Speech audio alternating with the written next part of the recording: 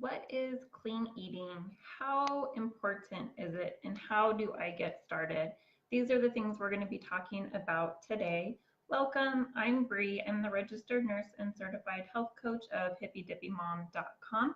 I am here to help you eliminate your brain fog so that you can be the energetic, happy mom that you dream of.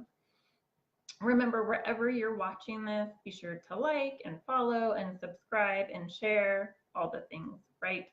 Let's get started. So, my definition of clean eating is foods that are as Mother Nature produces them, right?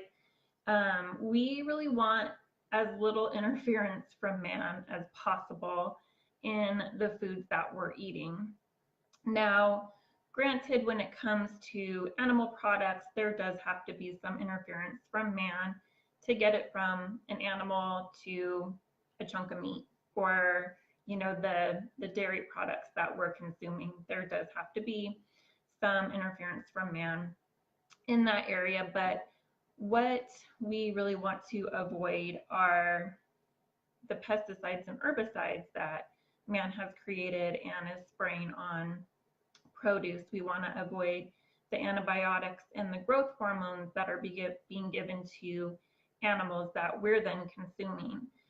We want to avoid the vaccines that are being given to the animals that we're consuming, and the GMO foods that the animals are consuming.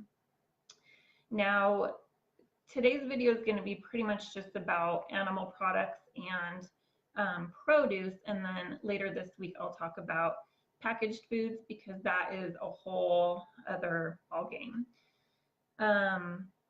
So with all those things that I just mentioned, as we're consuming the produce or the animal products that have those things in them, the pesticides, the GMO grains, the antibiotics and growth hormones, the vaccines, it's all a cumulative effect for us. So each time we're consuming those things, and really think about how often you are consuming an animal product, whether that's meat or dairy products, and then how much vegetables and fruit you're eating. You're getting tiny little doses of all those things, and it adds up over time.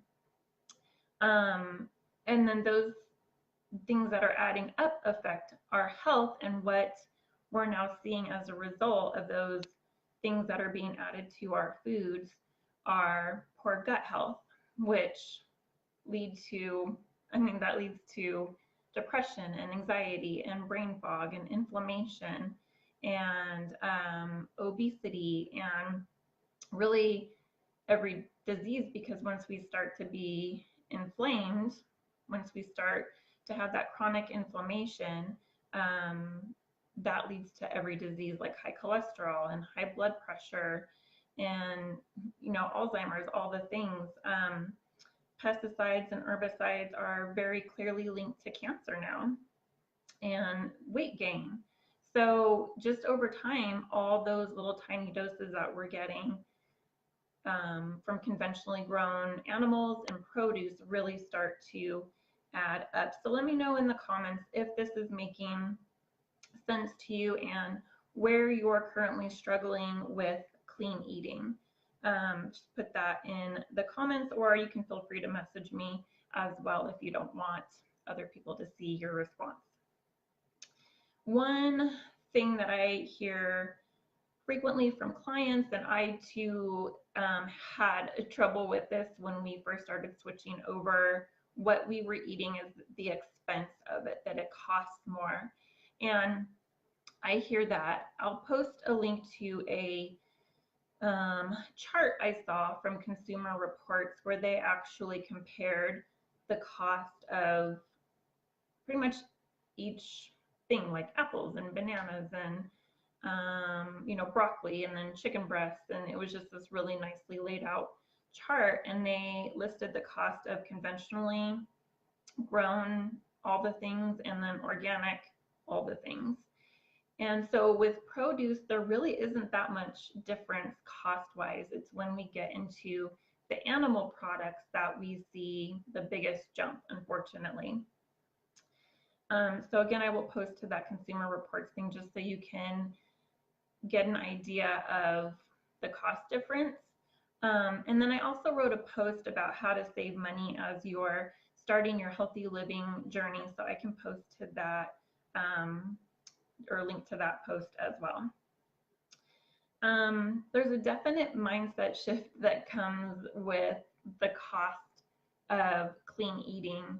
And really what we need to start thinking about is not the immediate cost of buying clean foods, but because you're either going to be paying for the clean foods now, or you're going to be paying medical bills later, or you're going to be paying with your quality of life, because as I mentioned earlier, it's a cumulative effect, and we're definitely seeing negative health issues as a result of eating conventionally grown animals and produce. Also, as more people start to invest in clean foods, clean eating, we will start to see the prices go down. Even, we started eating organic produce, I want to say between like 6 to 7 years ago. And that's not very long ago, like in the grand scheme of things, but when we started, it was hard to find organic produce in a grocery store. Like we had to go to a specific health food store to find the organic produce. It was still a pretty small section. And I mean, it then cost a small fortune. And whereas now you can find the organic section in any grocery store and the prices have already started to come down. So, as we're investing in, again, those organic clean foods, grass-fed, pasture-raised foods, we're telling those farmers, yes, please keep doing what you're doing. And at the same time, when the other farmers aren't getting our money, we're telling them, no, thank you, please don't do that anymore. And then they'll start to see their sales drop and they'll have to make some shifts if they want to stay in business.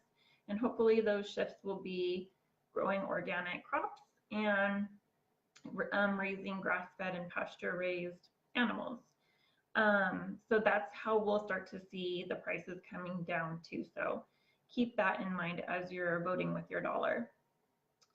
So how do you get started with clean eating? Because I know that everything I shared with you, the results of eating conventionally grown foods can be scary and overwhelming, which I do like to share is never, ever, ever my intention. I don't ever want to scare or overwhelm people. It's just kind of the nature of what I do. It's kind of the nature of talking about toxins and helping people really, really, really improve their health and understand the importance of all this stuff. So don't try to change everything all at once. There are some people that can definitely say, nope, like I'm all in, I'm going to change everything, and they can do that. I feel like those people are pretty rare. I tried to do that and ended up just stressed out and overwhelmed.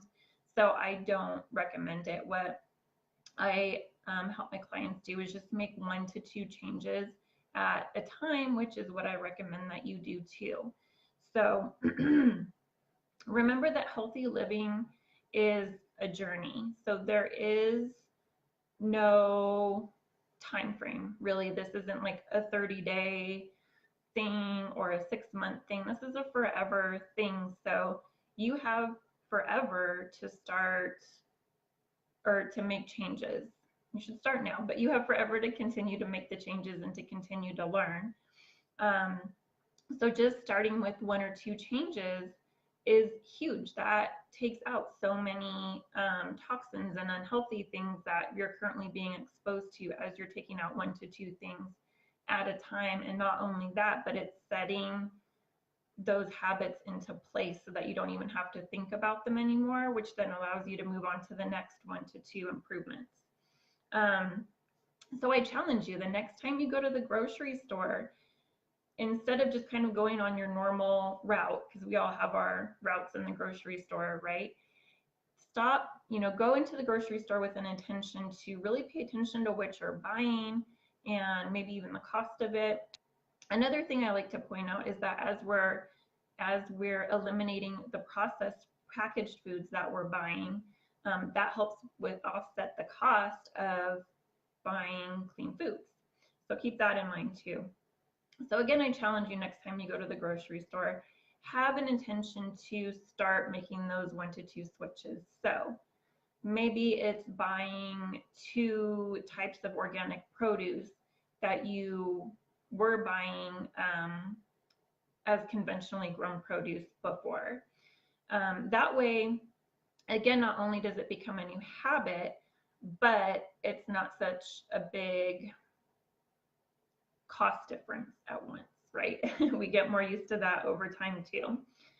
Or maybe it's switching out a meat. So if you're buying conventionally grown meat, switch one type of meat out for an grass-fed or pasture-raised meat.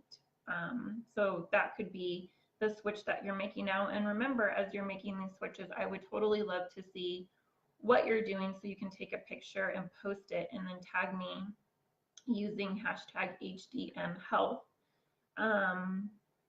So let me know if that sounds doable, if that is making sense. Post that in the comments. And then to learn more about how you can gain energy and be the happy mom that you dream of, I will link to the free guide that I created for you, wherever the links go where you're watching this. And remember, there is no shame in your momming game. As we know better, we do better. That's it for today, friends. Take care.